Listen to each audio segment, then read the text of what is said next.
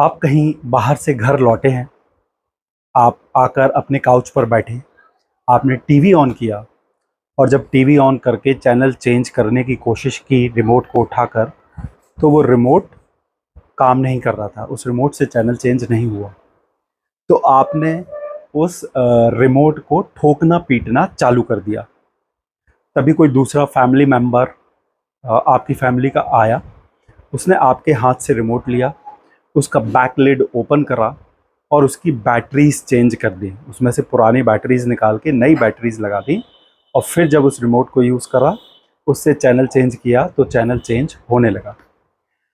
तो एक्चुअली में प्रॉब्लम क्या थी? प्रॉब्लम ये थी कि रिमोट की बैटरी डेड हो चुकी थी।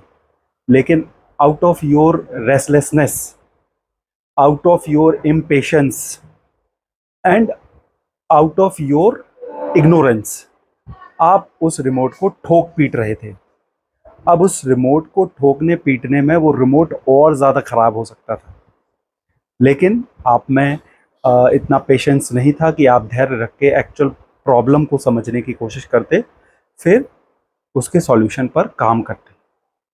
And this is exactly many of us what we many of us are doing in our life. हमारे लाइफ में जब कोई प्रॉब्लम आता है तो हम फटाफट आउट ऑफ आर इम्पेशंस और आउट ऑफ आर रेस्टलेसनेस उस पर कुछ ना कुछ एक्शन करना शुरू कर देते हैं, बिना समझे, बिना जाने, बिना कोई रिसर्च किए। देखिए, एक टर्म होता है एक्शन बायस। हम ह्यूमन बीइंग्स को एक्शन बायस होता है, मतलब हमको हर समय लगता है कि अगर हम कुछ करेंगे तो हमारी प्रॉब्लम सॉल्व हो जाएगी। हमको कुछ करने में एक इंटरनल सेटिस्फैक्शन मिलता है और जिसकी वजह से हमको लगता है कि करने से प्रॉब्लम सॉल्व होती है और हम कुछ करेंगे तो हमारी प्रॉब्लम सॉल्व हो जाएगी।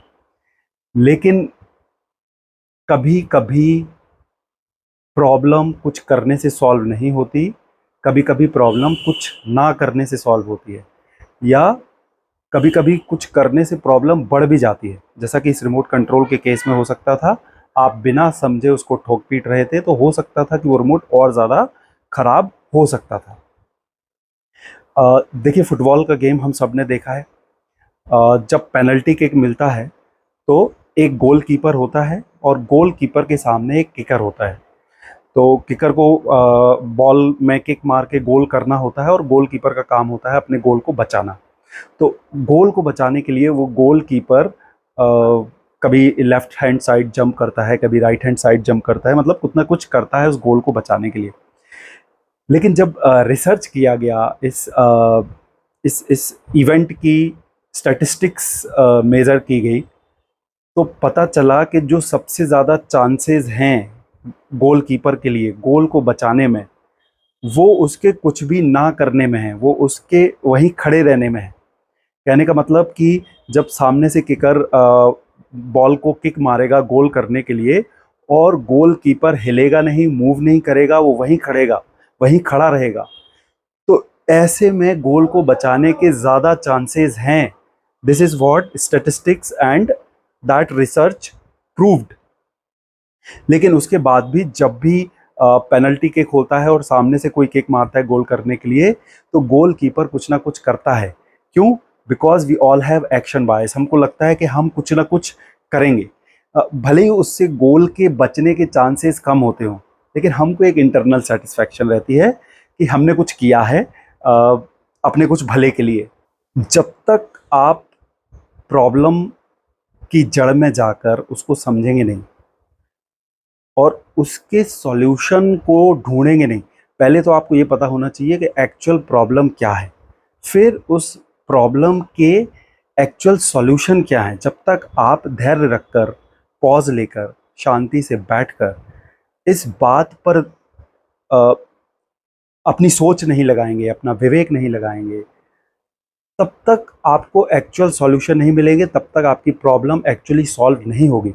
इनफैक्ट हो सकता है कि आप आउट ऑफ योर इम्पेशेंस और रेस्टलेसनेस और ये एक्शन बायस के चक्कर में, just to give yourself a satisfaction that you are doing something, आप उल्टा अपना कुछ नुकसान कर लें और ऐसा हो रहा है, मैं आपको बता रहा हूँ। बहुत सारे लोग बेचारे अननोइंगली सिर्फ इस चक्कर में कि वो कुछ करते हुए दिखना चाहते हैं, कुछ करने में उनको इंटरनल सेटिस्फैक्शन मिलता है, वो बिना प्रॉपर रिसर्च किए, बिना जाने समझे उनके सामने कोई प्रॉब्लम आती है तो फटाफट उस पर कुछ ना कुछ एक्शन करना शुरू कर देते हैं। इनफैक्ट उन्होंने उस प्रॉब्लम को एक्चुअली में अभी समझा भी नहीं है, उस प्रॉब्लम के एक्चुअल सॉल्यूशंस पर विचार भी नहीं किया, लेकिन फिर भी बिकॉज ऑफ देयर एक्शन बायस उन्होंने कुछ ना कुछ करना शुरू कर दिया है। उनको एक इंटरनल सेटिस्फैक्शन मिल रही है कि मैं कुछ कर तो रहा हूँ, अब भले ही वो करने में उनका उल्टा नुकसान हो जाए।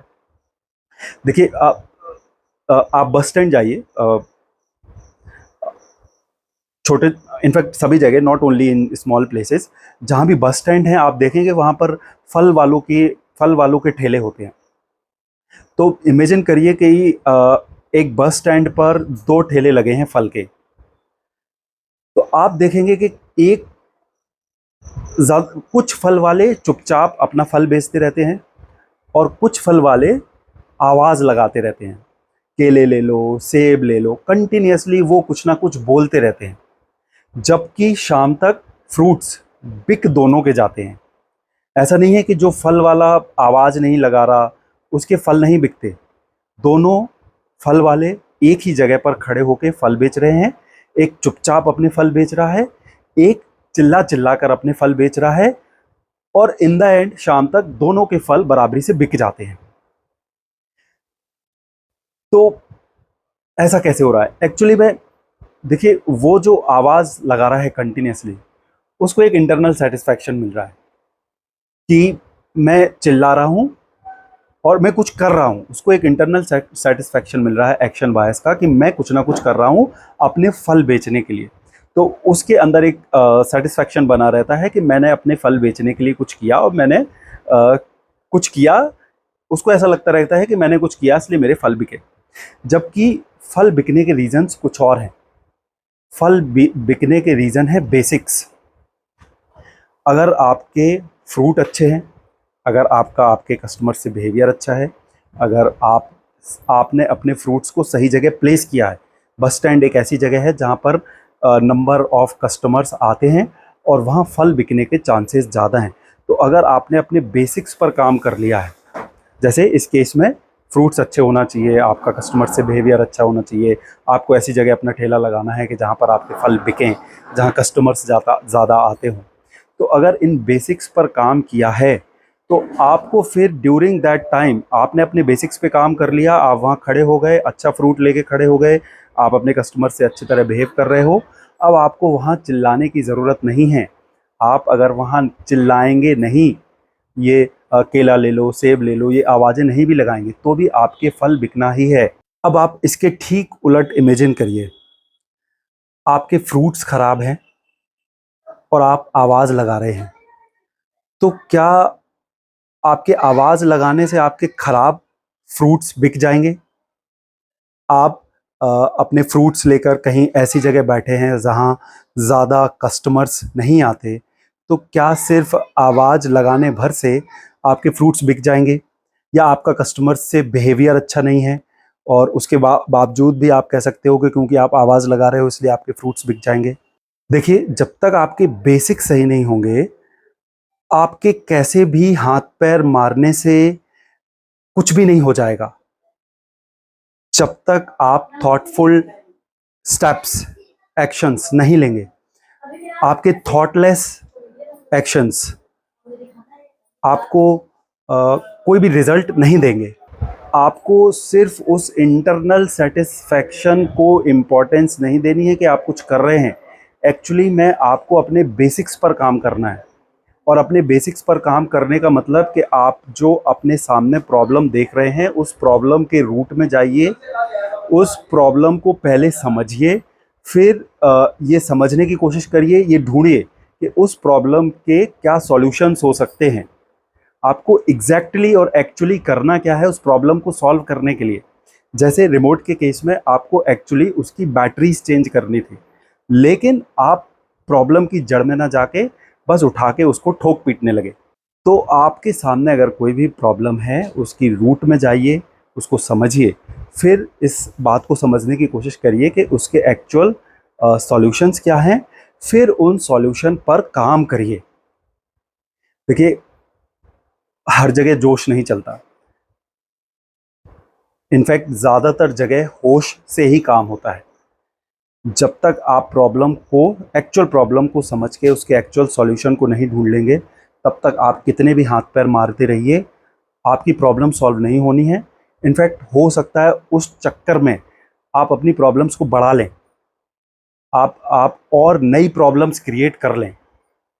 इसीलिए पेशेंस होना, शांति से प्रॉब्लम्स को समझना, सोचना, अपने बेसिक्स पर काम करना, उस प्रॉब्लम के बेसिक को समझना, फिर सॉल्यूशन ढूंढकर फिर अपने एक्शन लेना, फिर वो स्टेप्स करना जो एक्चुअली में ज़रूरी है उस प्रॉब्लम को सॉल्व करने के लिए।